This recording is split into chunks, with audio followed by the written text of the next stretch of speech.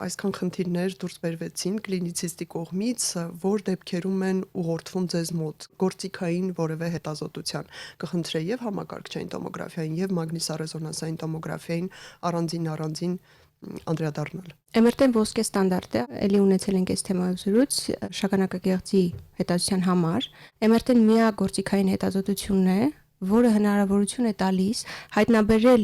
շագանակագեղձում նույնիսկ մի քանի միլիմետրանոց պաթոլոգիկ օջախ եւ որոշել այդ պաթոլոգիկ օջախի նեոպլաստիկ լինելու հավանականությունը, ուռուցքային լինելու հավանականությունը։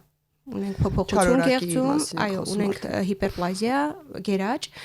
եւ այդ փոփոխությունների ֆոնին ճիշտ հետազոտությունը կատարելու դեպքում, այսինքն դա